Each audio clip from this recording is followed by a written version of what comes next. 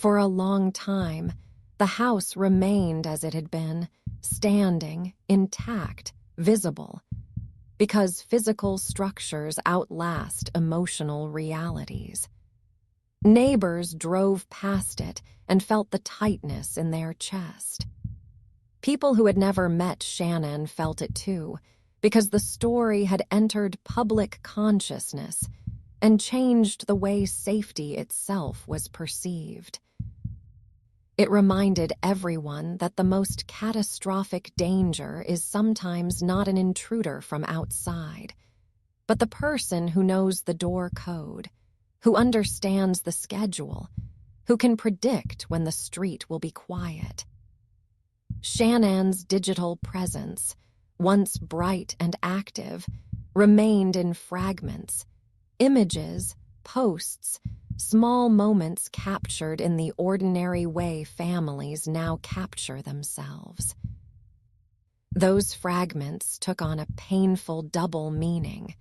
They were proof of life, but also proof of what had been lost. The smiles in those images became unbearable to look at for too long, because they were not performative in the way Chris's composure sometimes seemed to be. They were real. They were the natural expression of a mother who believed her children were safe, who believed the future was still open. In that contrast, the case settled into its enduring shape, warmth confronted by coldness, effort confronted by detachment, vulnerability confronted by control.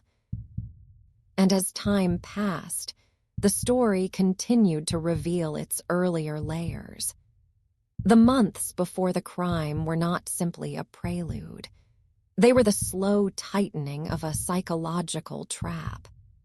Financial stress, marital tension, the pressure of maintaining appearances, and the private emergence of a new attachment all contributed to an environment where Chris's impatience could grow. But none of those pressures, no matter how real, could explain the decisive act that followed. They could only illuminate the conditions under which his capacity for empathy failed. There is a particular cruelty in the way controlling people often avoid open conflict. They can endure misery, but they cannot endure exposure. They can tolerate unhappiness, but they cannot tolerate the public humiliation of being seen as the one who broke a family. They want outcomes without consequences. They want freedom without responsibility.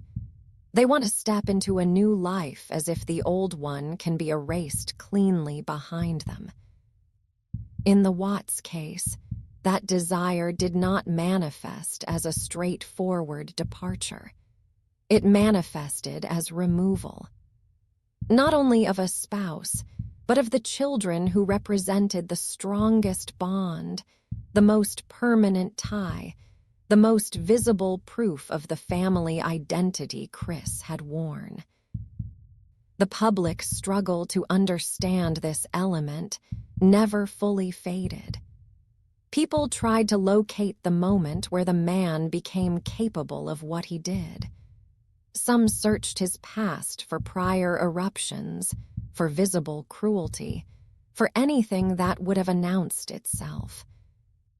Others looked at his quietness and wondered how many times quietness had been misread as gentleness, how many times emotional absence had been excused as shyness, how many times a lack of visible anger had been mistaken for safety. But the case did not offer simple lessons. It offered only a grim reminder that control can be silent, that manipulation can be calm, and that the absence of warmth is not neutral when it is paired with entitlement. What remained for those who loved Shanann was not only grief, but the endless aftershock of imagining her final ordinary hours. not in graphic detail, not in the mechanics of what happened, but in the emotional reality of it. The moment a woman realizes the person beside her is no longer emotionally reachable, the moment she senses danger without being able to prove it, the moment she feels the ground shift under the life she had tried so hard to build. There is no closure in that realization. There is only the slow work of carrying it. As the legal outcome settled, it created a definitive public record, but it did not create peace. A verdict or sentence can declare accountability, but it cannot restore the living texture of a family. It cannot bring back the small things that made Shannon's life hers, her voice in a room, her children's routines, the daily rhythm of care. It cannot undo the way the case fractured a community's sense of normalcy. And the man at the center of it remained, in every public image afterward, unsettlingly consistent, still contained, still small, still appearing as though the full emotional dimension of what he had done existed somewhere outside his reach. That, perhaps, was the most chilling element of all. Not rage, not spectacle, but the sense of a person who could sever himself from empathy so completely that even the consequences seemed to belong to someone else. Time moved forward, because time always moves forward. Seasons changed in Frederick.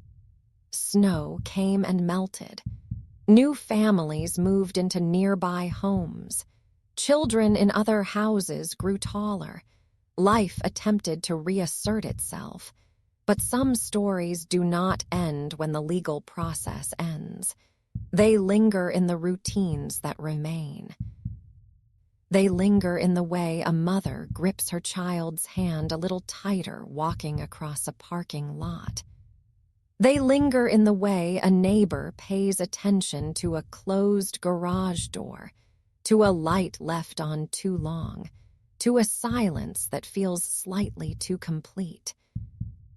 And in the quiet that follows such a case, there is often a final, haunting detail that returns again and again, not a single piece of evidence, not a particular moment on a timeline, but the remembered image of a family trying in plain sight to live a normal life.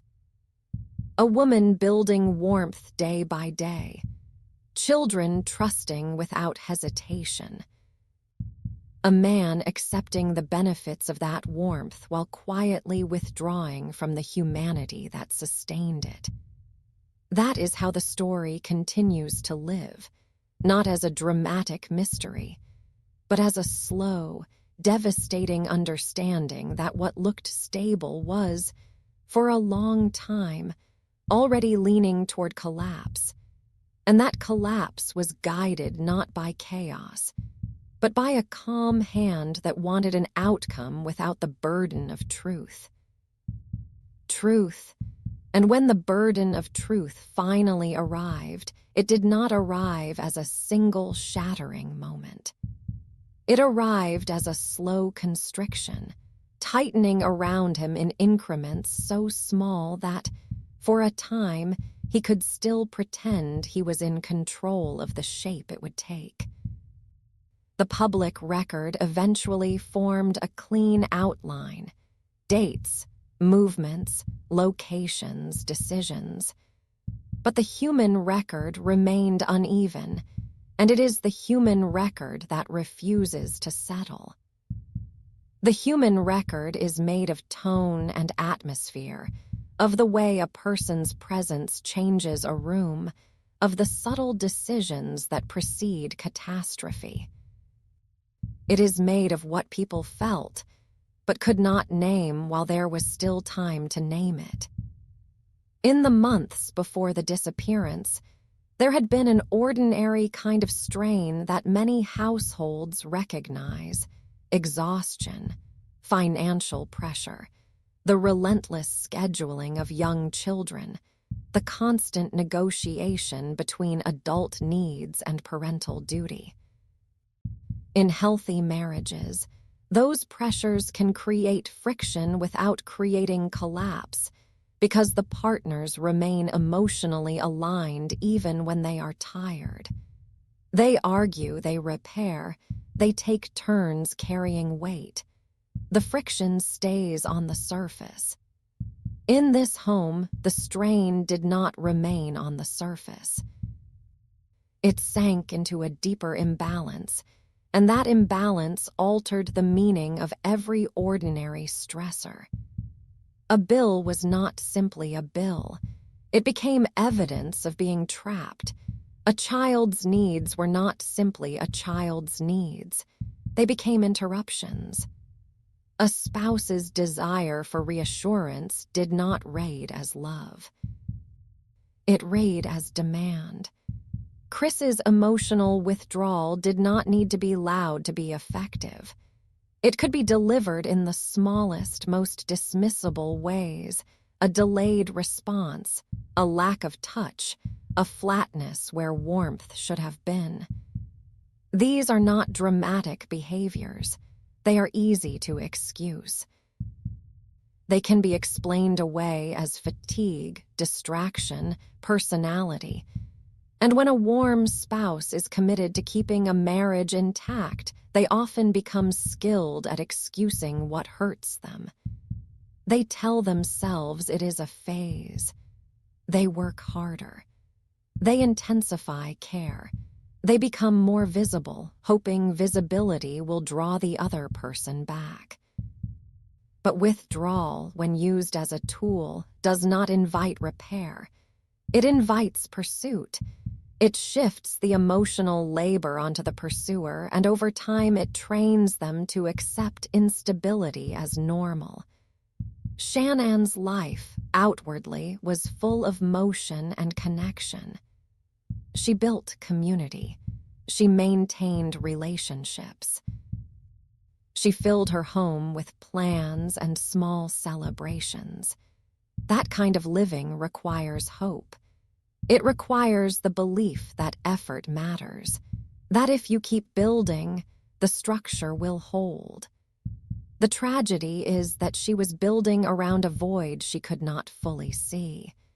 Chris's internal reorientation toward a different life was not merely a private fantasy.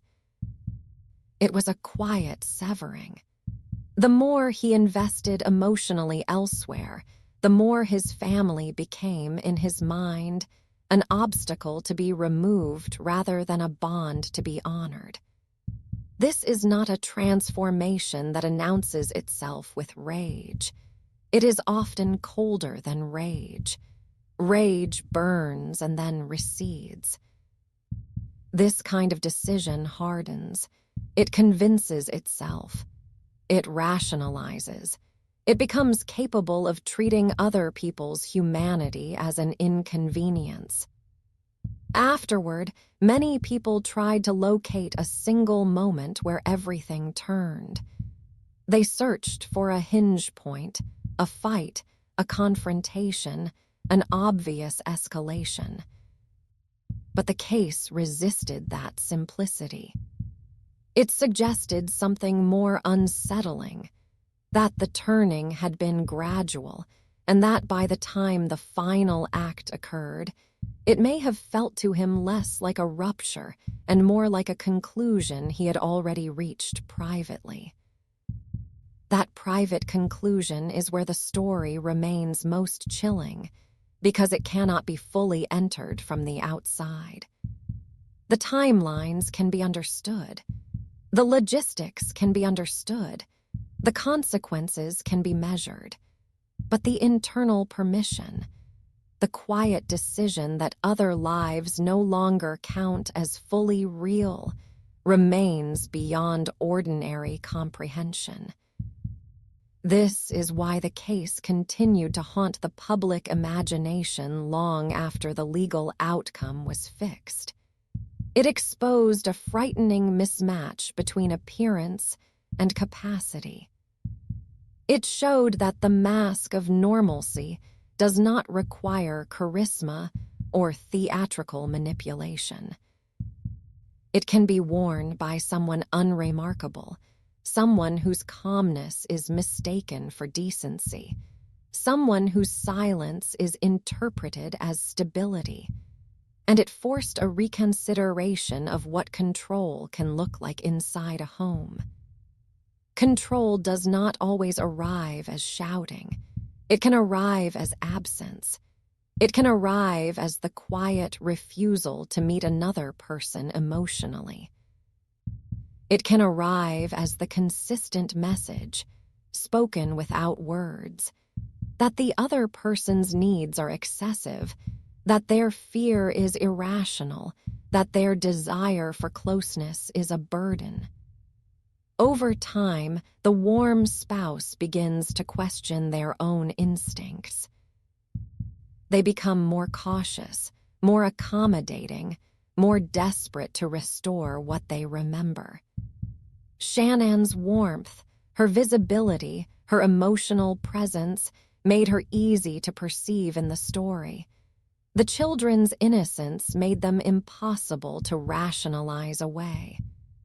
Chris's coldness was harder to see at first because it did not posture as cruelty.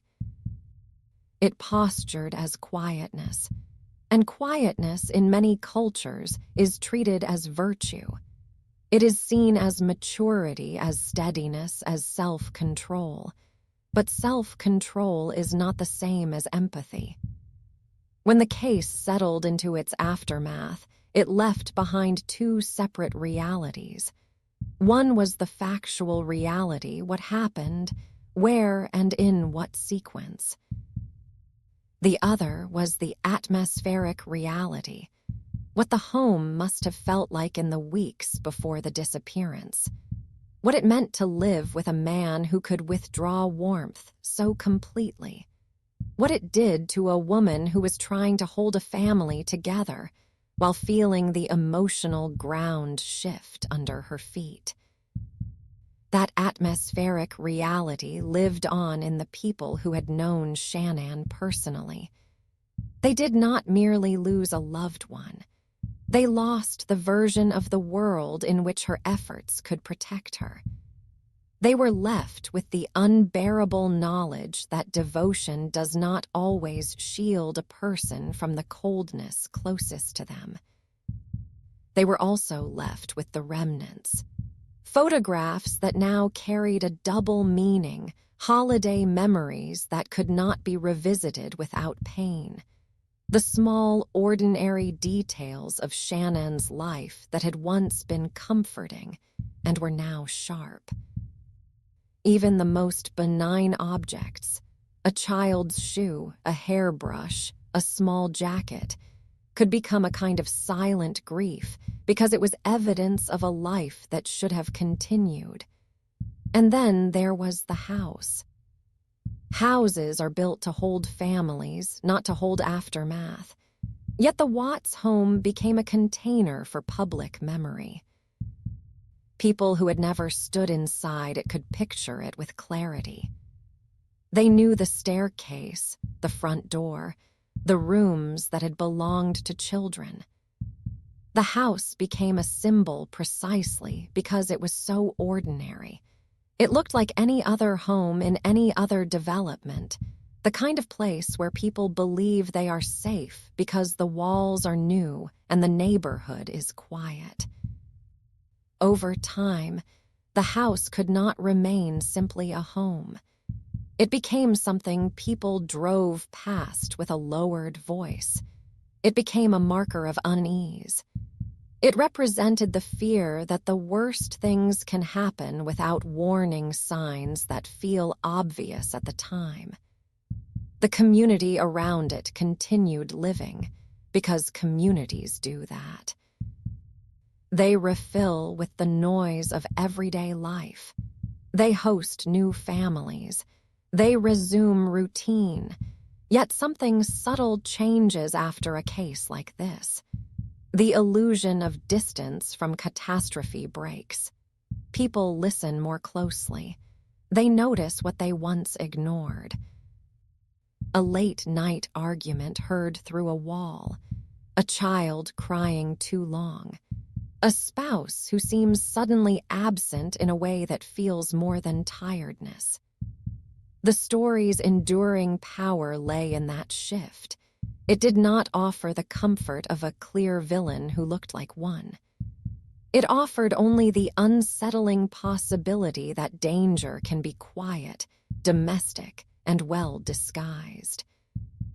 Chris, meanwhile, remained a figure of unnerving consistency. Even as the consequences became permanent, his outward presentation did not transform into the kind of grief that would have matched the scale of loss if the loss had been inflicted upon him rather than by him. He continued to appear as someone managing a circumstance rather than drowning in it. This was not proof in the legal sense. It was something subtler, the emotional mismatch that many people recognized instinctively, the sense that the human response one would expect was absent. That absence became part of the case's psychological footprint. It suggested a man who had lived behind a mask for so long that, even when the mask was no longer useful, he did not fully know how to remove it. Or worse, it suggested a man who did not experience the same internal boundaries others rely on, boundaries that make certain actions unthinkable regardless of pressure or desire. In the years after, the story continued to be revisited not because people enjoyed it, but because they were trying to understand the shape of a threat that did not announce itself. They returned to the early days of the marriage, to the family photographs, to the public image of domestic stability, searching for the early indicators that might have been missed.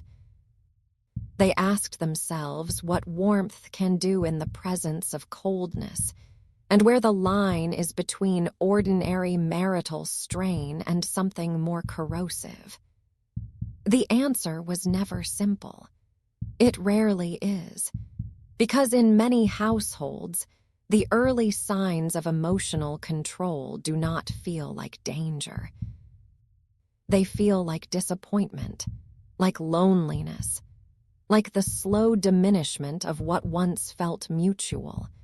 They feel like something that can still be fixed if a person just tries harder. And that is where the story's true devastation lies, in the fact that Shanann did try harder. She tried in the ways people are taught to try, through communication, through planning, through love made visible. She did not disappear from her marriage emotionally. She remained present, even when she was being met with distance. She remained human, warm, vulnerable, even when vulnerability was not being protected. The final consequence did not erase that warmth. It made it stand out more starkly, like light remembered after a room goes dark. And still, even as the world around the case tried to move on, the deeper question remained unresolved in the minds of those who carried it. How a person can live inside a family, accept its care, accept the identity it provides, and yet privately arrive at a place where removal feels easier than responsibility. That question does not settle. It does not conclude. It returns in different forms, in different quiet moments.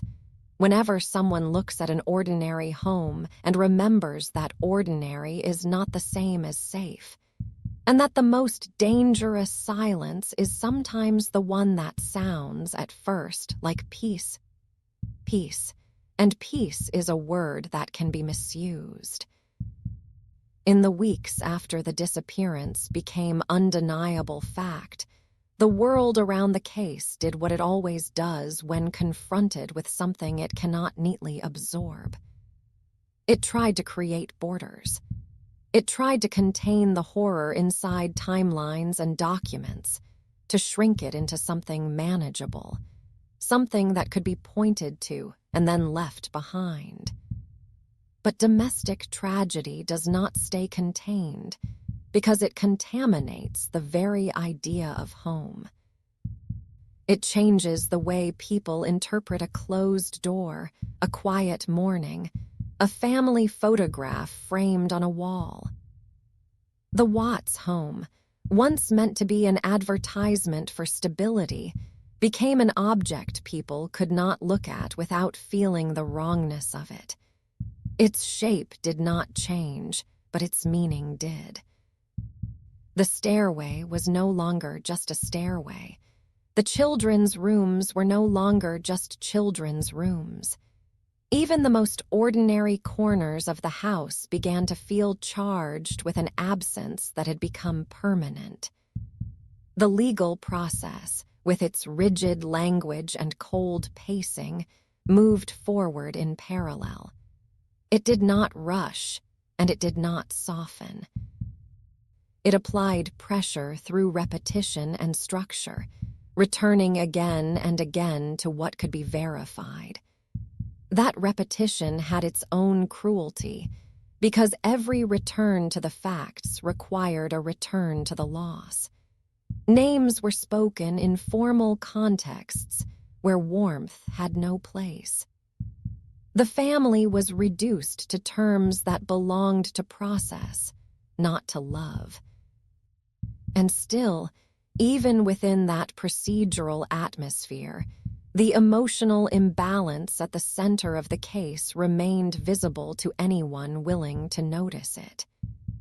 It was visible not as a dramatic spectacle, but as a quiet contrast. On one side, a life that had been lived outwardly, warm, connective, active, full of effort. On the other, a life that had been lived inwardly, contained, private, increasingly detached, protecting its own comfort above everything else. This contrast did not need to be declared. It was evident in the shape of what remained. Shanann's presence, even after she was gone, continued to radiate through the objects and routines she had built. Her planning was still visible in calendars and reminders, in the way a home had been maintained to support children, in the small systems that mothers often create without anyone noticing until they disappear. It became clear in her absence how much of the family's functioning had been held up by her attention. The children's presence remained in a different way, less structured, more fragile. They were present in soft items that still held their shape, in toys that no longer moved from room to room, in the sense that their lives had been interrupted mid-sentence. Childhood is made of unfinished sequences. A favorite show, a bedtime ritual, a small game repeated endlessly. When that sequence is abruptly cut, the unfinished quality becomes unbearable. Chris's presence, meanwhile, remained in the only way it could as the person left standing in the space where a family should have continued. Yet even that standing carried its own absence.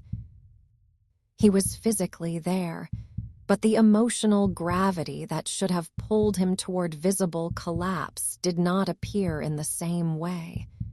The effect was not simply unsettling. It was clarifying.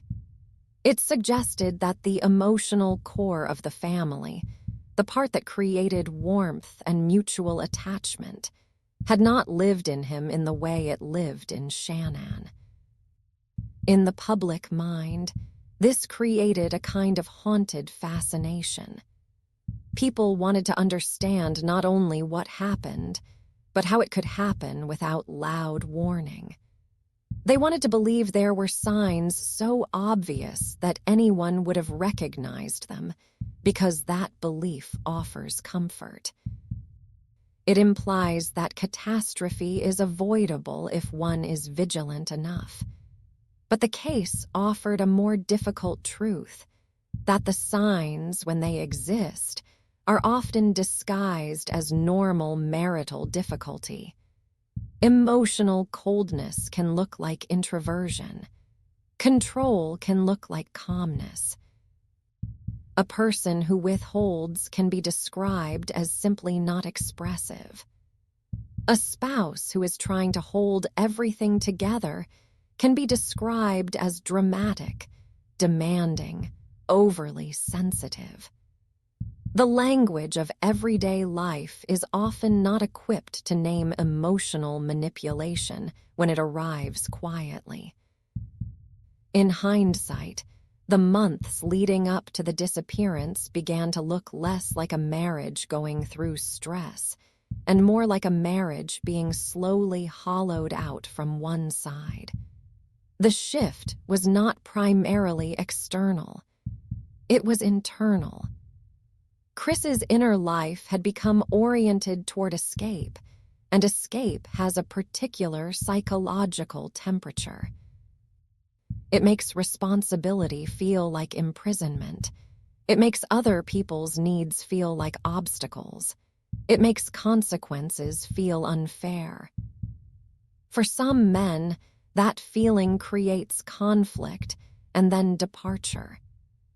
For others, especially those who have built their identities around appearing steady, the feeling creates a more dangerous kind of private logic. They begin to imagine that the cleanest solution is one that avoids confrontation, avoids public judgment, avoids the messy reality of leaving. A clean solution is rarely clean for anyone but the person who wants it. And in a family, the people most harmed by the pursuit of a clean solution are often the ones least capable of defending themselves. The children do not negotiate the terms of a marriage. They do not choose the emotional weather of a home. They live inside whatever atmosphere the adults create, trusting that the people who feed them and tuck them in will also protect them. That trust is not optional. It is built into childhood.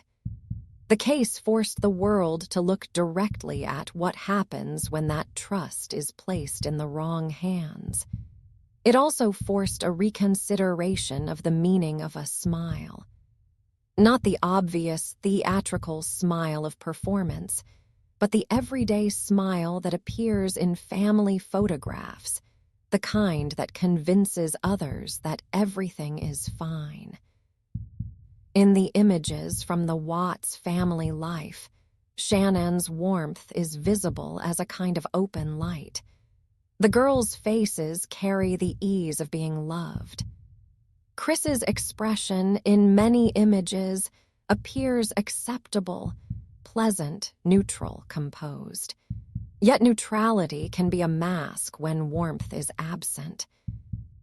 A neutral face can sit beside a laughing child and still remain emotionally distant. This is not something a camera can fully capture, but it is something people begin to sense once they know what the camera could not have known.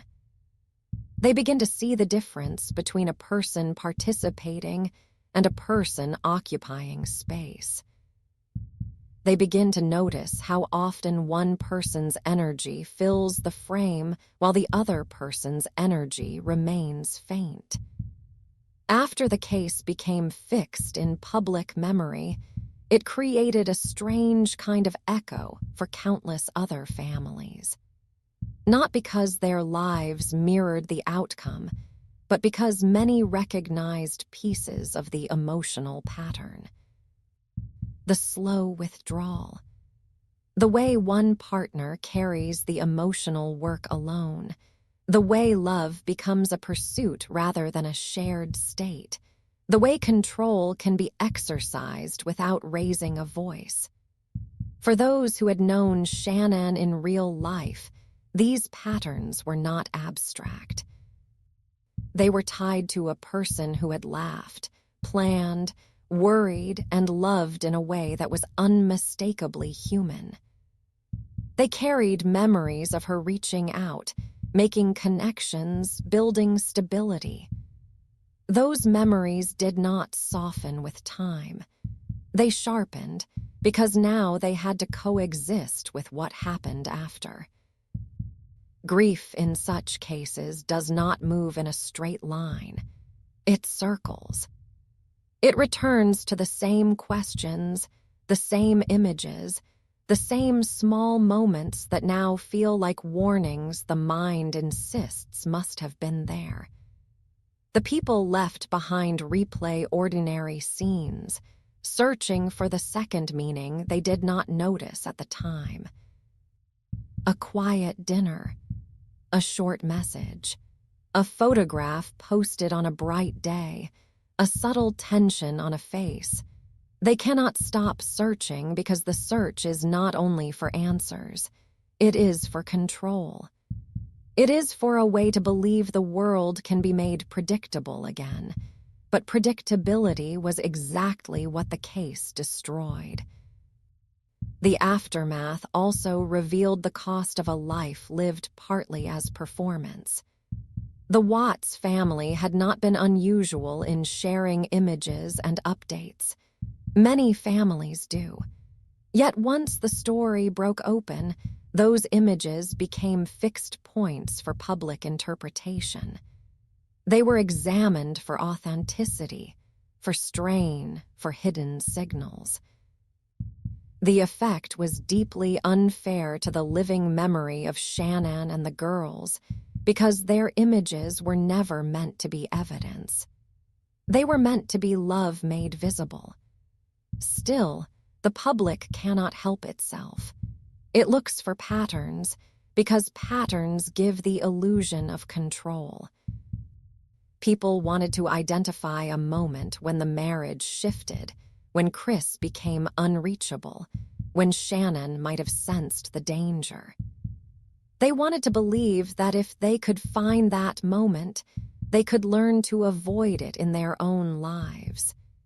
Yet the case did not offer a single moment. It offered a gradual erosion. That erosion begins in many homes with small asymmetries. One person's emotional needs treated as excessive, one person's silence treated as normal, one person's effort treated as obligation. Over time, the warm spouse becomes trained to accept less and less, while still providing more and more. They become skilled at explaining away pain, not because they are foolish, but because they are invested. They do not want to believe the person beside them is capable of a kind of emptiness that cannot be repaired by love. Shannan's tragedy includes that very human hope, the belief that effort can restore connection, that clarity can be reached, that marriage can be saved through persistence. That hope is not naive. It is what holds many families together through difficult seasons. The devastation is that hope becomes powerless when the other person is not participating in the same emotional reality. In the quiet years that followed, the case remained like a dark marker in the cultural landscape, not because it was unique in its category, but because it was so stark in its contrast. It showed a man who could move through domestic life without the internal boundary that should make certain actions unthinkable.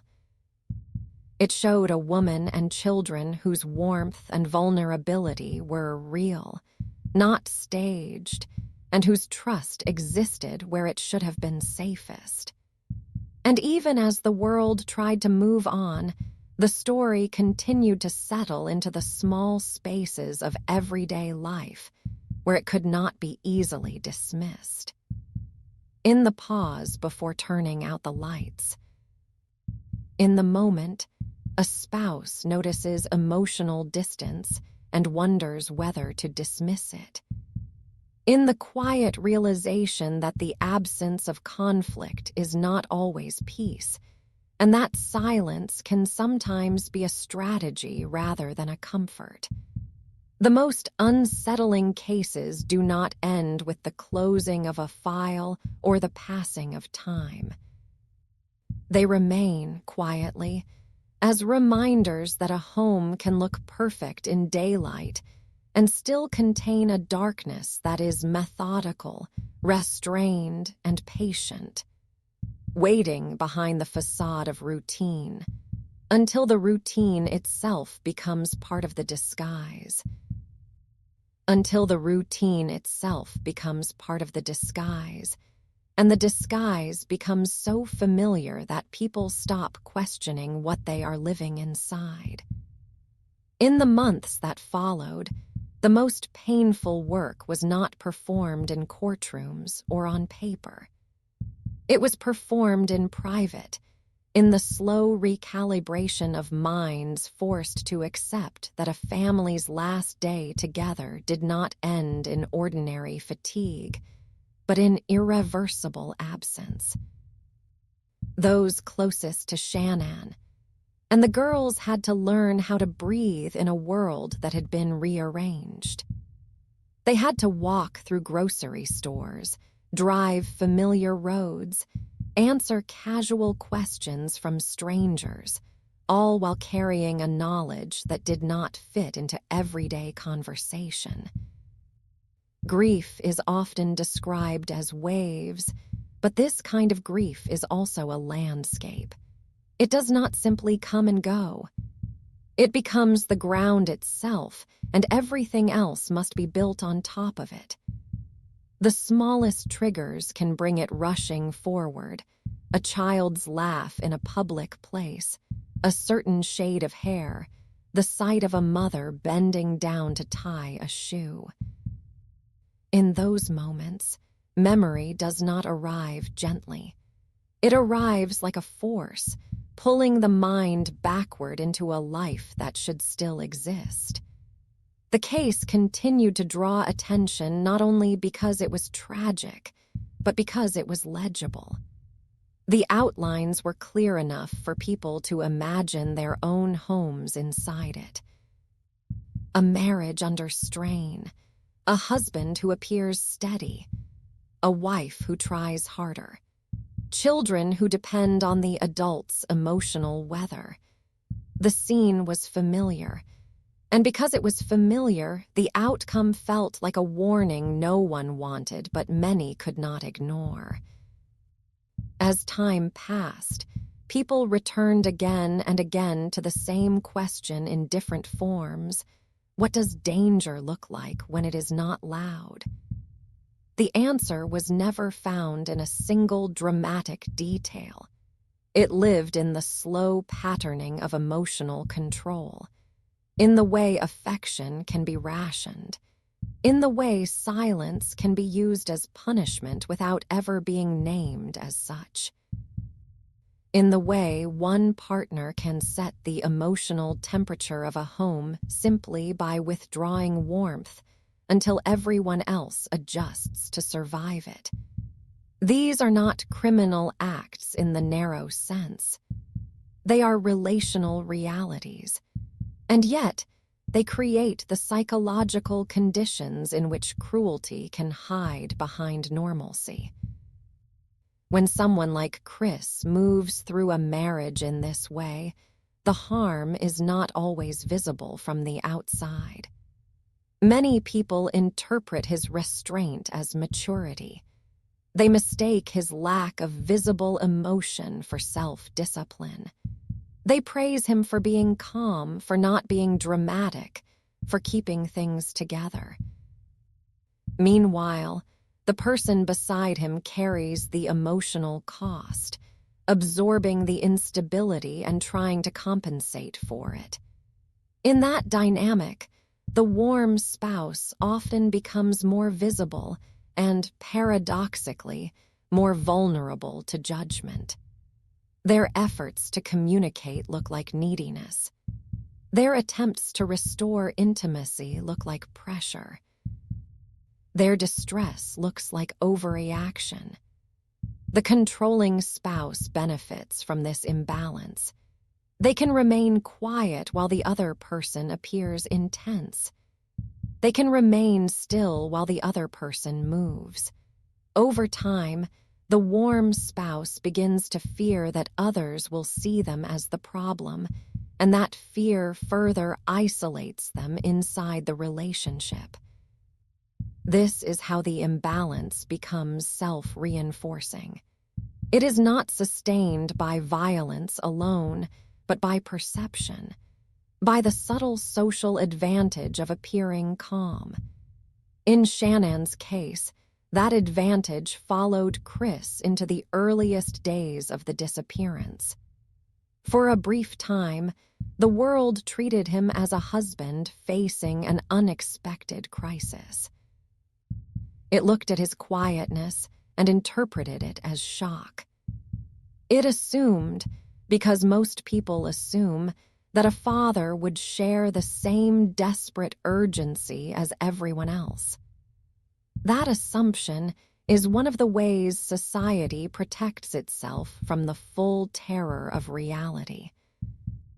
It is easier to believe that there are basic human limits most people do not cross. When those limits were revealed as fragile, the case became something more than a family tragedy. It became a rupture in the collective sense of domestic safety. It forced people to consider that the person who appears least threatening can still possess a private logic that is ruthless. That private logic, once formed, does not necessarily require ongoing rage to maintain itself.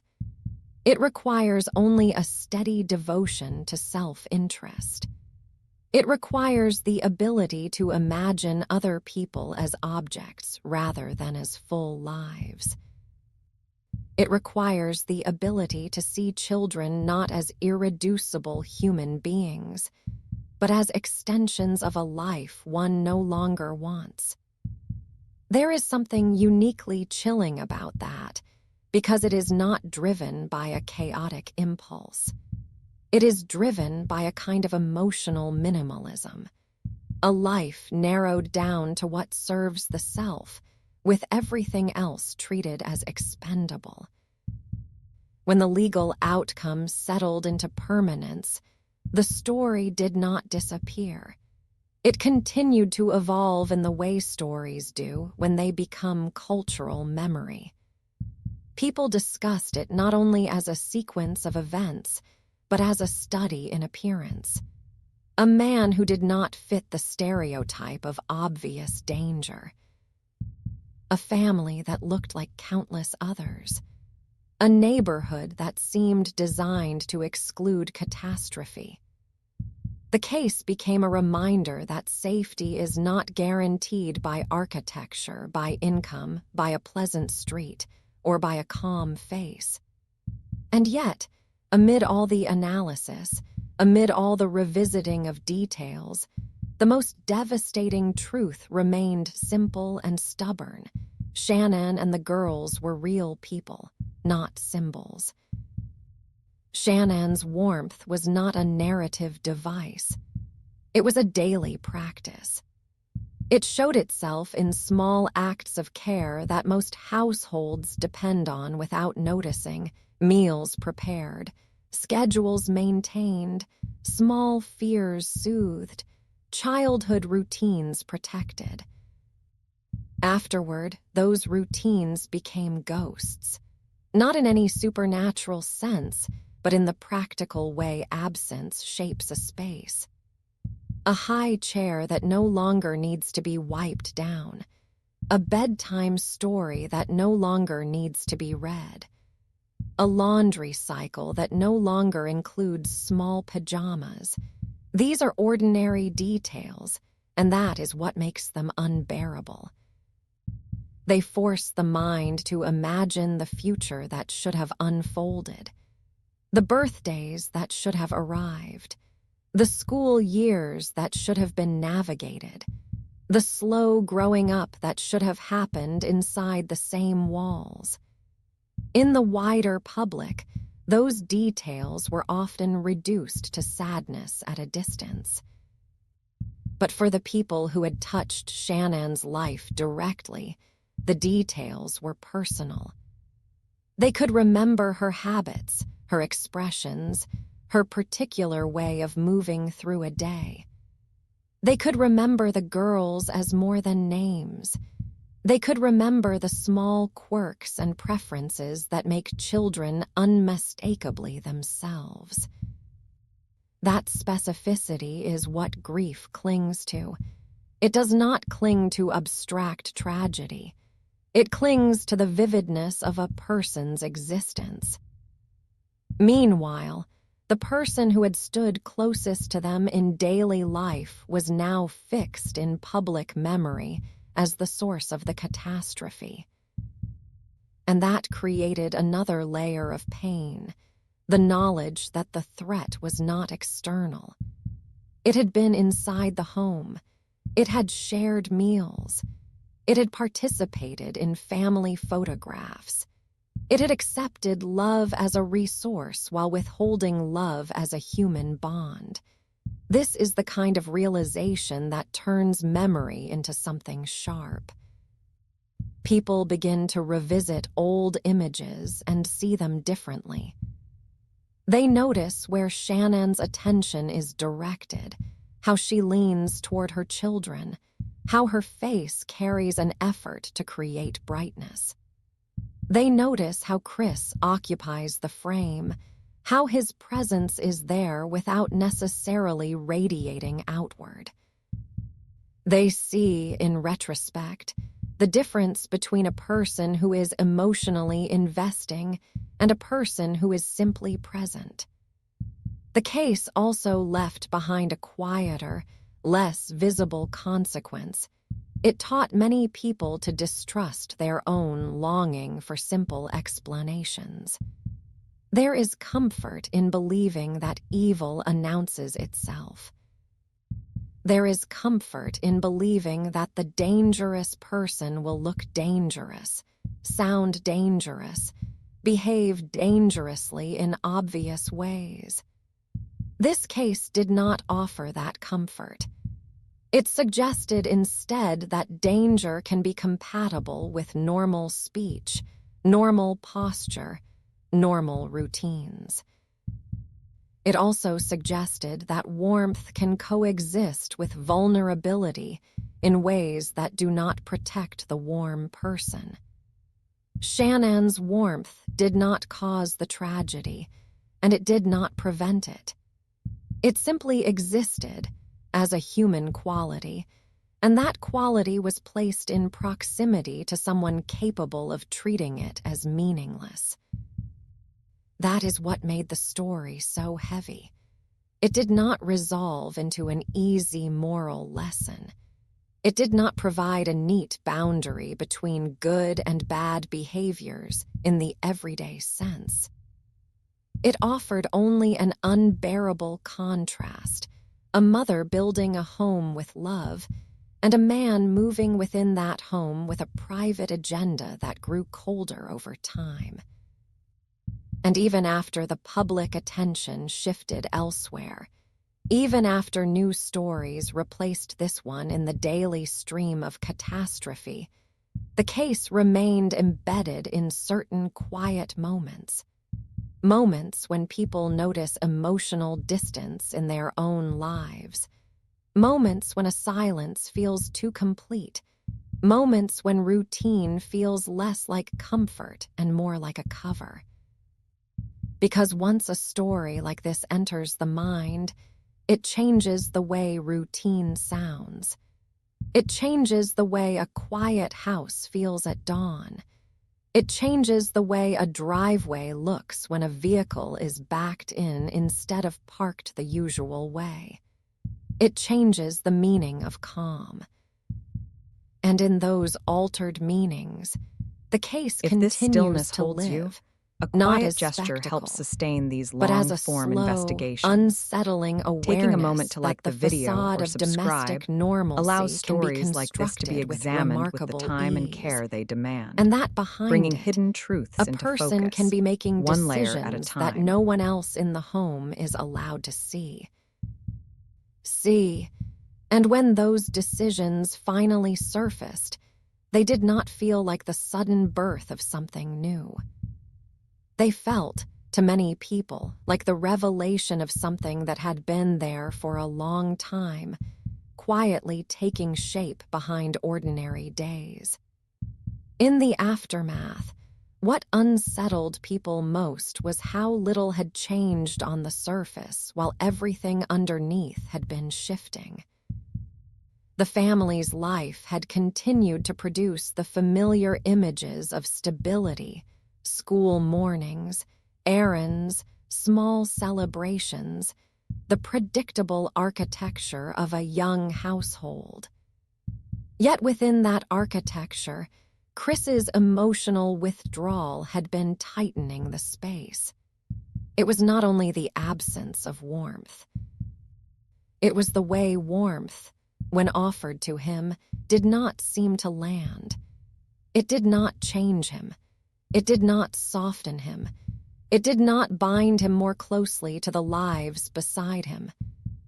That is the quiet danger of a relationship where one person keeps stepping forward and the other person keeps stepping back. Over time, the forward movement becomes frantic without appearing frantic. It becomes more visible, more insistent, more exhausted. Meanwhile, the backward movement becomes less noticeable because it is framed as calm. The person who is withdrawing can stand perfectly still and still be the one moving the relationship away from safety. When the case entered formal legal consequence, the setting changed, but the emotional imbalance remained. The spaces where accountability is processed are not designed to reflect grief. They are designed to contain it. They are built from hard surfaces and controlled air, with rules that tell bodies where to sit and how long to speak, as if pain can be measured and scheduled.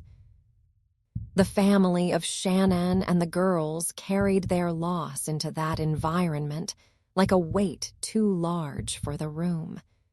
Their faces and posture did not need to be interpreted.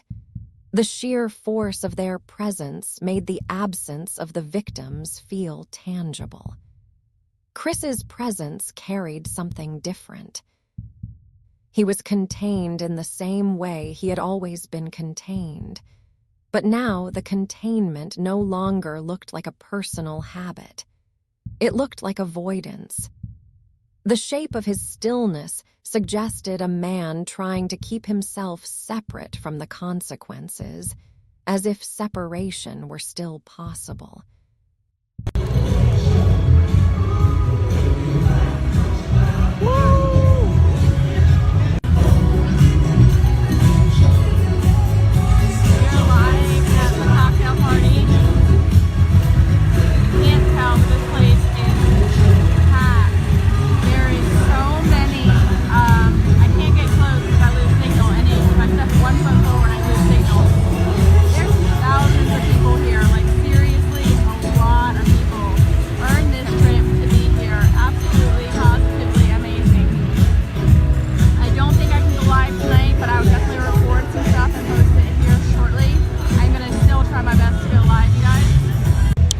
Everyone needs to deserve this.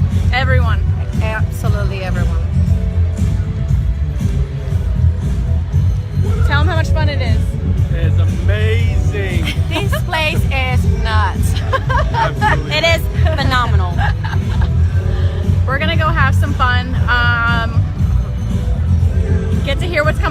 It's absolutely exciting. We're super excited. We'll be back here live shortly, guys. Love you. Hey everybody. So I'm home with the family, and they're excited to try the new Pro Bars, and they came in, I think, yesterday. So we have cookies and cream, and we have lemon meringue. Who wants Pro Bars? I do. All right, so do you guys want lemon meringue first, or do you want cookies and cream? Cookies. Cookies? I want that. You want the lemon meringue? All right, since I have this one open, let's try this one first, okay? Cookies and cream. And Daddy's gonna try it too. Yeah. Are you both? Yes, so everyone's gonna try Chris Crumb cookies and cream. All right, Bella gets cookies and cream, Cece gets cookies and cream. Ready? Ready? Set. You're the taste testers. Yummy. Is it yummy? What's it taste like? Chocolate. Chocolate. What else? Watermelon. Watermelon. What's it taste like, Cece? Love it. Chocolate? Uh-huh. Is it delicious? Daddy? Oreo wrapped with vanilla. It's nice. Oreo wrapped in vanilla? Mhm. Is it yummy, Cece? Is that good, Bella? I think they like cookies and cream. Okay, so let's try the lemon meringue. Hey, everybody. So, a little crazy over here. Cece loves the cookies and cream. You like it? Yeah, nothing. Good thing. Don't mind me. It's been a long travel day yesterday. Been cleaning, regrouping today. Hey, Jen. Okay, so Chris, this is the lemon meringue. No, that's Daddy's. Here's yours. Wait, don't take. Wait. Here, Bella. Okay, this one's lemon meringue. It's like the pie, but better because I don't like the pie. Ready, set, go. Ready? Hey, Jessica. That's so good. How's that taste, Cece? Good. Good? Yeah? Do you like that one better? Me too. I like it. What's it taste like? You like lemon meringue pie? Straight out the box. Bella, what's it taste like? I don't like it. You don't like that one? Bella doesn't like that one. That's okay. Okay. You like the birthday cake, right? And the cookies and cream? Yep. Dieter, do you want some? Yeah, Dieter wants some. All right, so which one's your favorite out of all the Pro Bars? Hey, Wendy. I would say lemon meringue. Lemon meringue? What's your favorite, Cece? Birthday. Birthday? Mommy's favorite. What's your favorite? The cookies and cream? Wow. We have to keep 3 on stock. It's a good thing. How do I turn this around? It's a good thing that I have all 3 of the favorites in the house. Cinnamon rolls were sold out of it here at the house. You like it? I want dip and cream. You want dip and ranch? You want ranch dip and chips? Jess, I have them all. I just ate all of the cinnamon rolls. Cece actually really likes the cinnamon rolls too. Look at Bella. Cookies and cream. We got Cookie Monster.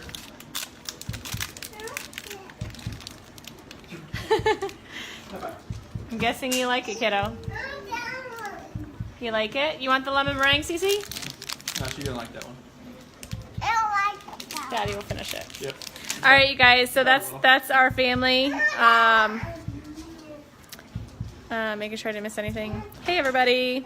So we're a mixed family. Apparently, birthday cake is a winner for me and Cece. Bella loves the cookies and cream, and Chris is lemon meringue. Surprisingly, because he's a cookies and cream guy. Yeah. So super excited. I love it that it's a healthy snack, and Cece can eat it because she has a tree nut allergy. And none of our products are made in a facility that handles nuts at all. So Cece can have them. There's 0 nuts in them, and it's the only go-to bar. We can't do processed bars. We can't do anything like that because Cece can't have any of it because it's all processed in a plant where there's tree nuts or nuts. So it's really nice that she can have it. It's a quick snack for mommy. It's always in my bag, and I can just give it to her. And I heard you, baby. I heard you. She wants ranch and dip. She's my child. Thanks, Kat. So it's really nice. It's convenient for me as a mom that I can just carry them in my purse and always have something for her. So super excited. The Pro Bars are amazing. They're a great snack, low carbs, low sugar, 2 grams of sugar in all of them, I think. But yeah, 2 grams of sugar and 20 grams of protein. So they're really good for you. So you guys have a great night. Love you. And we're going to be, Cece and I are fighting over the birthday cake. So, all right. Say bye. Bye. See ya. All right. Bye, guys.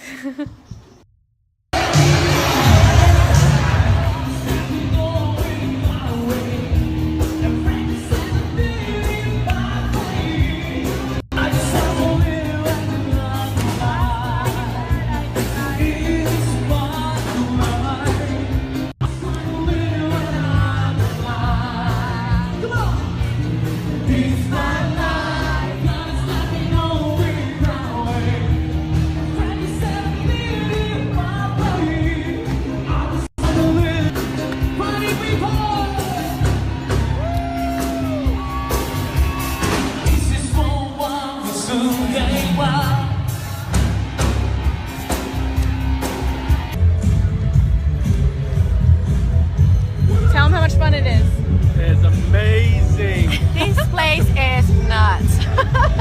It is phenomenal. We're gonna go have some fun. Get to hear what's coming out. It's absolutely exciting. Hey everybody. So Chris and I are sitting here What's going on? waiting to board our flight to Miami, and then we're gonna fly all the way back home to see our girls in Denver. So we're super excited. It's been a wonderful, wonderful, amazing experience this week. Lavelle definitely outdid themselves. Literally, this place has been paradise. We've had amazing days, spent the days at the beach, at the pool, on Sanoa Island. We went to the spa. Where else did we do? All the different lounges at night, all the different food. Hi, Sharon. The amazing, amazing food. I mean, seriously, I think I gained 10 pounds while I was here. 15. Hey, Kevin. But it's been super amazing. We took it all in. We had a blast. We had a wonderful cocktail party on Friday night with Lavelle. Super inspiring. I can't say how great this trip has been. This trip is definitely by far one of my favorite trips ever. And I got to spend it with my husband. That's the best part. We earned this trip. All inclusive. I mean, you can't beat that, you guys. Everything's paid for. Your drinks, your food, everything by Lavelle. So it's been super amazing. We probably had, 15 hours of sleep the whole week. It's been fun. We got to mingle with our families and all our friends that we've created through Lavelle. It's been awesome to also see people that have been following me and were able to pull me out of a crowd and say, hey, are you Shanann? And that's been so awesome. Like, so awesome that I've been able to inspire people like that. So we are grateful, extremely humble, and blessed. All right, ready? Yeah. Hit it down Hit there. it, Bella. Hard. Hit it hard. Bend down and hit it. Come on. Oh! Nice. Oh, she wasn't hit it, Chris. Hit it hard. Oh, she did that, Chris. Nice. She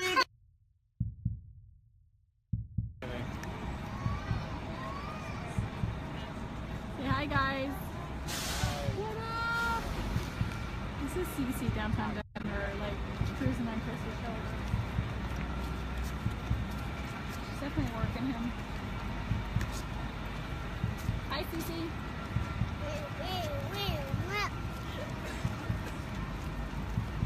Get your life up.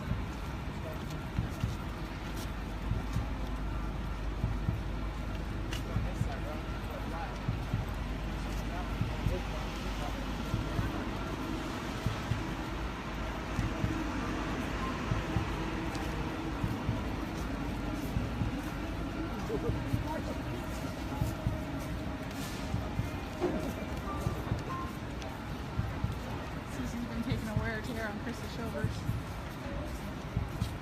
Cece. Where you going, Cece? Where you going, Belle? Come on, Bella. Yeah. Celeste. Hello. Come on, B. Bella's falling asleep too. Doesn't want to hold. Doing the crab walk. Crab walk. I'm sorry. Oh, torture your children. Make them walk down Townsend Road. Poor kids. Poor daddy's shoulders. Cece.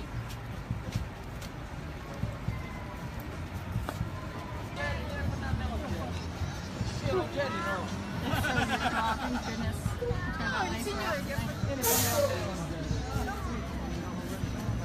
We're just talking April. They're going to do another lifestyle getaway. I guarantee one's going to be here in Denver one day. It'll be awesome. Right, Cece? Oh, yeah. You having fun, Cece? Yep. Yeah. Are you dancing? Dance, dance, dance. Go, Cece. Hey, you're asking for it, dude.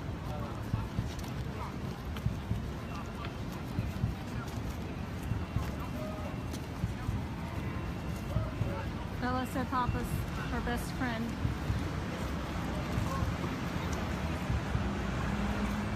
Bring it on, come on, come on. Cece's breaking Daddy's shoulders. Cece.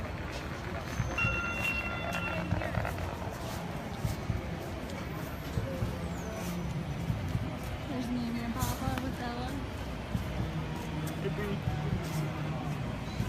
And downtown Denver. So different when it's not late at night.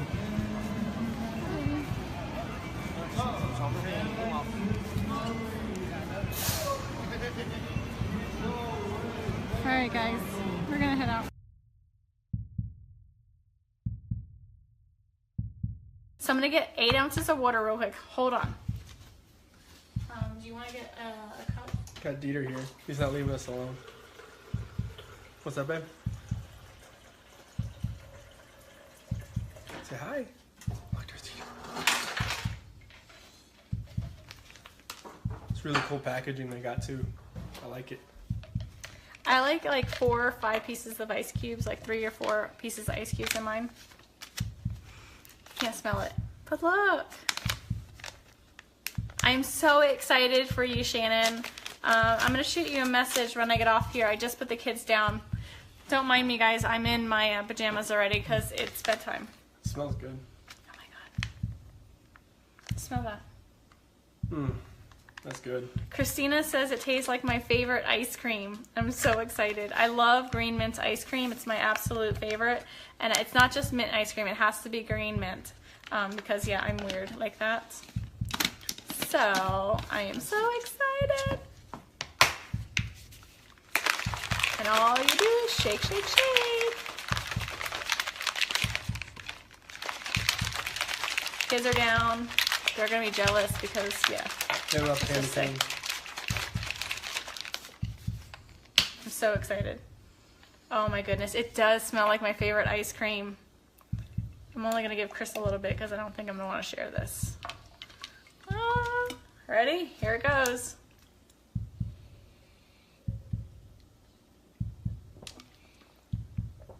Oh yeah.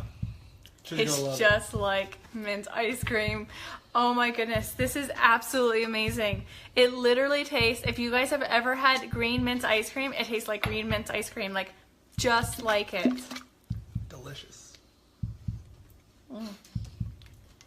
That is really, really good. I don't know why he's crying. He wants He us wants to us to lay on, he wants to sit on the car. Charlie, it tastes like green mint ice cream. Have you gotten yours yet? Oh my God, it's so good. It's like 7 o'clock at night here.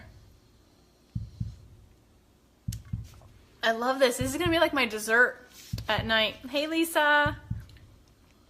I'm not ignoring you guys. If I didn't see your message, I'm sorry. It is amazing. Absolutely, positively amazing. This is probably my new favorite. Like, Oh, wow. Michelle, it's amazing. And you know what I'm going to do? I'm going to try this tomorrow. So be prepared. I'm going to go live tomorrow. I'm going to try it with this. Hold on. Uh-oh. What are you trying? Oh. Cafe. Oh my goodness, it's going to be amazing. Oh, Chris, that stinks. It's amazing. Let me just tell you, it's absolutely positively amazing. Are you talking to me? No, different Chris. There's a lot of Chris's. Hey, Melissa, did you get yours yet? It's so good, girl. Michelle, when's yours? Look when it's supposed to be delivered. Okay, that's absolutely amazing. Candy cane lifestyle mix. Candy cane lifestyle mix, and it's healthy. Like, seriously healthy. Oh my goodness, it doesn't get better than this. They never, never, ever disappoint. Never, ever. I'm so excited. Okay, guys, so that is our candy cane lifestyle mix. It's absolutely amazing. I know they sold out, so I don't know if they got more coming in. I do have three extras if I'm willing to share. Yeah. So anyone wanting to start the Thrive experience, I have 3 extra candy cane for you. Herb, I got you covered. It's so good. Like, seriously, mint ice cream. Green mint ice cream is exactly what it tastes like. Like, amazing. I'm going to actually blend this tomorrow with some ice. That's going to be awesome. It's going to be a little treat. Ice cream in a cup? Except for it's not green. But it's delicious. It's really, really, really good. Okay, guys.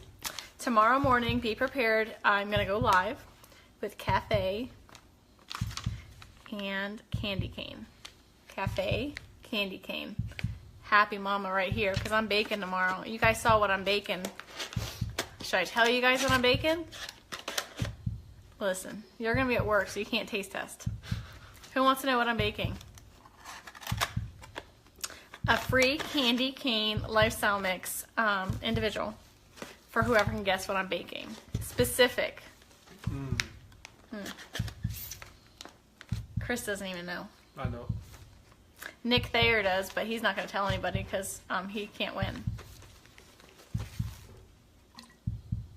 Nobody? No guesses? Nothing? Zilch? Nope. Herb. You got to look at my picture. You can get the hint on the picture. You got to be specific, though.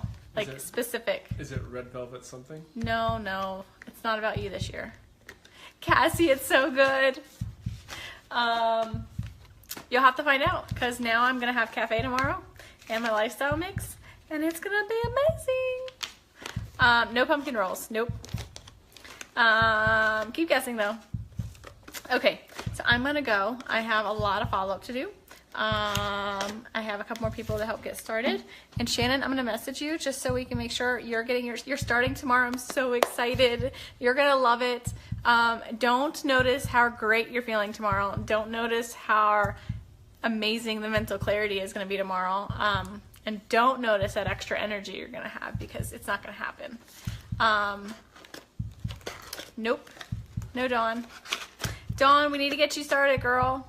Hey, Tracy. So, that was amazing. That was like my dessert for the night. Super excited. Don't mind my pajamas. I'm still in my pajamas. Or in my pajamas. And they're my onesies. I saw there's a onesie bar crawl, which should be fun. Alright, so stay tuned. Close, Chris. So, tomorrow morning, be prepared. I might wait till the kids go to school because they're not going to want me to not share. So, tomorrow morning, stay tuned. You guys have a wonderful night. I am feeling good. I just had that delicious dessert, and I'll talk to you guys soon. Say bye, Dieter. Ruff. Don't choke, though. I'm trying to get the head up. Poor Deidre. He wants his mommy.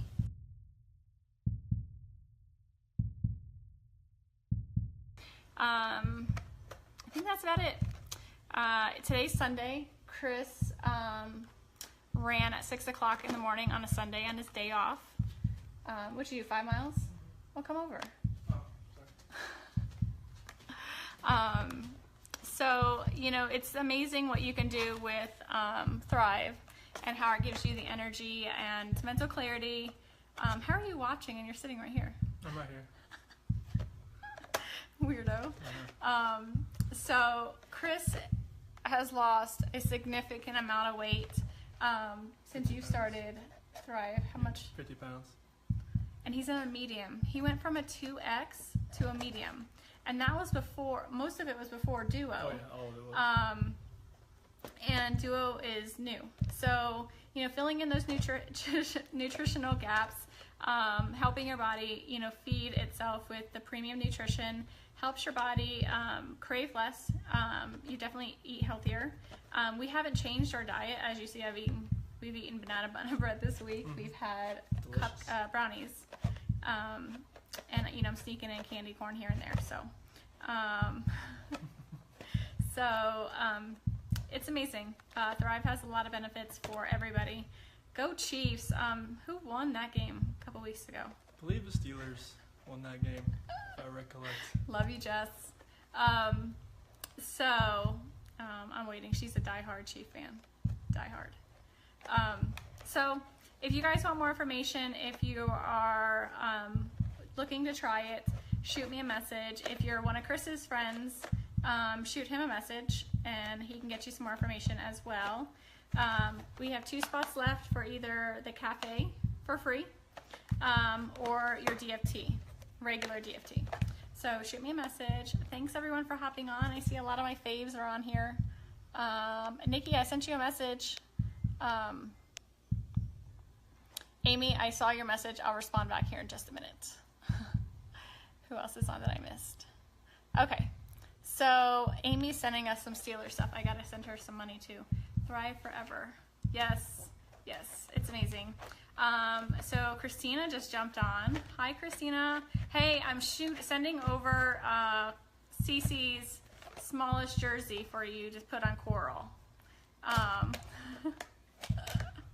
Tell DJ if he doesn't have a jersey for her, we're getting a Palomalu jersey. Perfect size for Coral. It still fits Cece, so tight. So you better tell DJ he better hurry up and get her whatever jersey you guys like. So Amy, that's coming your way too because Cece's growing out of it. It's a Palomalu 12-month jersey, but it still fits her and she's a chunk. It's good luck jersey. It is a good luck jersey, so we haven't parted with it yet because it's good luck. So, does anyone have any questions that's new and would like? You can use credits today, so if you have Laval credits, you can use credits to buy the Duo, DFT Duo. So yeah, I think that's it. Anyone have any questions? Going once, going twice. I forget what else I was going to say. I want a cafe right now with my lifestyle mix though. All right.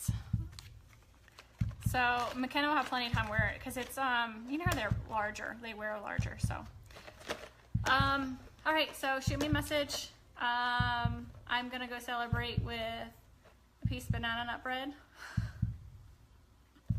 Just kidding. Maybe. So if you guys have, shoot me questions if you guys have any questions. Thanks for hopping on. Go Steelers. And talk to you guys soon. Hey, Christina, call us tonight about 6:30 our time. No, Eastern. 6:30 our time? Yeah, 6:30. We'll start the chant. Oh, girl, she's teeny tiny. It'll perfectly fit her. If Cece's wearing this now and she's in 3T, she'll totally be able to wear it for a while. It's just worn. It's definitely worn. Bella's worn it. Cece's worn it. It's our favorite jersey. So, anyone? Oh, that's what I wanted to say. Anyone is interested in earning over $1,300 in legit cash and bonuses, shoot me a message. Company offers a huge incentive Perfect time for Christmas. So if you're ready to start, it's free. You can promote the company for free. You can be a customer for free. So shoot me a message. I'd love to help you. I'd love to give you at least the information so you can kind of decide what you want to do. You can thrive for free. We've been thriving for free for 20 months. So super, super awesome. So talk to you guys later. Hey, Jess. I saw you hop on. I think that's it. If I forget, I'll come back. We'll come back with Cece and Bella later, and we'll do the Here We Go Steelers chants because they love it. And Amy, we'll have to get you in, FaceTime in, and we can do it together. All right, guys. Have a wonderful day. Hey, beautiful. And I'll talk to you guys soon. Bye. Your Honor, there are no words to adequately describe the unimaginable tragedy that brings us before this court today. By my comments, I'm not even going to try to express the horror, the pain, or the suffering that the defendant has caused to these families, to this community, and to all who are a part of this investigation. However, I do want to spend a few minutes sharing with the court the details of the crime, as so far you've only had an opportunity to review the affidavit and a few facts here and there that have been offered to the court in the motions and pleadings that have been filed. The questions that have screamed out to anyone who will listen since August 13th of 2018 are why and how? Why did this have to happen? How could a seemingly normal husband and father annihilate his entire family? For what? These are the questions that only one individual in this courtroom or on this planet knows the answers to. I fully expect we will not receive the answers to these questions today, nor will we at any point in the future. I don't expect that he will ever tell the truth about what truly happened or why. Even if he did, there is no rational way that any human being could find those answers acceptable responses to such horrific questions. The best we can do is try to piece together some kind of understanding from the evidence that is available to us. And the evidence tells us this: the defendant coldly and deliberately ended 4 lives, not in a fit of rage, not by way of accident, but in a calculated and sickening manner. Shanann was 34 years old. She had married the defendant in November of 2012. Over the weekend leading up to August 13th, she had been at a work conference in Phoenix, Arizona, and returned home in the early morning hours of August 13th. We know that she got home about 1:45 in the morning. The doorbell camera on their home shows her arriving back home from the airport. Shortly thereafter, at least according to the defendant, they had what he referred to as an emotional conversation about the state of their marriage and about what their lives would look like going forward. What was said during that emotional conversation, only he knows. What we do know is that shortly after that, the defendant strangled her to death with his own hands. We know that he slowly took her life the morning of August 13th. We know that this was not done in an uncontrolled, vengeful manner that he tried to describe to agents from CBI and the FBI. If that were the case, you would expect to see vicious, horrible bruising about her neck, shoulders, and face. You would expect to see the hyoid bone in her neck broken. You would expect to see some kind of defensive wounds on his body as she struggled and fought for her own life. None of those are present. The only injuries that were on Shanann's body were one set of finger or bruising, what appeared to be fingernail or finger mark bruising to the right side of her neck. We know that our experts will tell us that it takes 2 to 4 minutes to strangle someone to death manually with their own hands.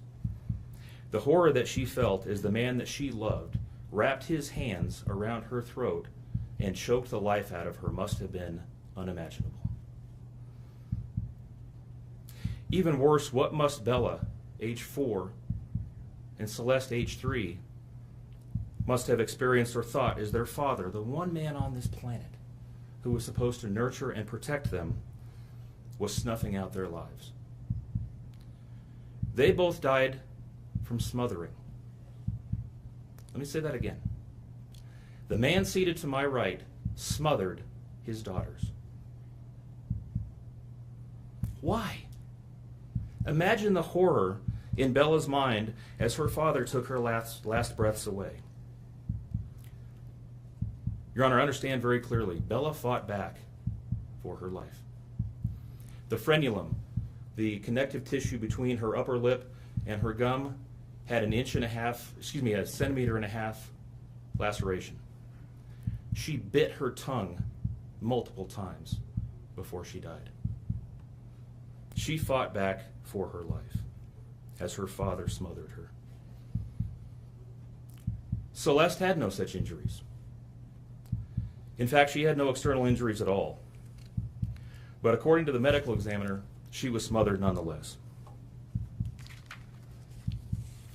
The defendant then methodically and calmly loaded their bodies into his work truck, not in a hasty or disorganized way. He was seen from the neighbor's doorbell camera backing his truck into the driveway, going back and forth into the house and back out to the truck 3 different times, 1 time for each of their bodies. He then drove them away from their family home 1 final time, intent on hiding any evidence of the crimes that he had just committed.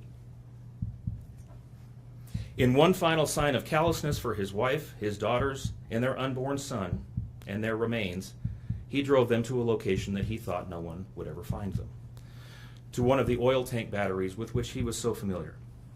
He knew this was safe. He had texted a coworker the night before saying, "I'll head out to that site. I'll take care of it."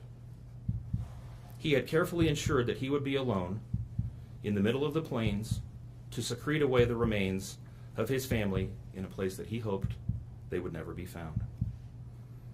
In one final measure of disrespect for the family he once had, he ensured that they would not be together, even in death, or so he thought. He disposed of them in different locations. He buried Shanann and Nico in a shallow grave away from the oil tanks. Bella and Celeste were thrown away in the oil tanks at this facility. Different tanks, so these little girls wouldn't be together in death. Imagine this, Your Honor. This defendant took those little girls and put them through a hatch at the top of an oil tank, 8 inches in diameter. Bella had scratches on her left buttocks from being shoved through this hole. A tuft of blonde hair was found on the edge of one of these hatches. The defendant told investigators that Bella's tank seemed emptier than CC's because of the sound that the splashes made. These were his daughters. Significantly, when his coworkers arrived at the tank battery later that morning, to a person, they all described him as acting completely normally. It was a normal workday, even while his daughters sank in the oil and water not far away from him. And then his efforts at deception truly began. We've all seen the emotionless interviews that the defendant gives to the local media, asking for help in locating his family. We watched as he claimed that the house was empty without them, and that he hoped that they were somewhere safe, and that he just wanted them to come home. He told investigators that they were at home sleeping when he left for work that morning, and that Shanann had told him that she was taking the girls to a friend's house for the day. What is striking about this case, Your Honor, beyond the horrors that I've already described to you, is the number of collateral victims that he created by his actions. While he stood in front of TV cameras asking for the safe return of his family, scores of law enforcement officers, neighbors, friends, and family scoured the area, fretted for their safe return. They texted him begging for any information and sending him their best wishes, all the while he hid what he had done. The list of indirect victims does not end there. Think of the firefighters and the Colorado State Patrol hazmat experts who had to don protective suits and who were called upon to pull Bella and Celeste out of those oil tanks.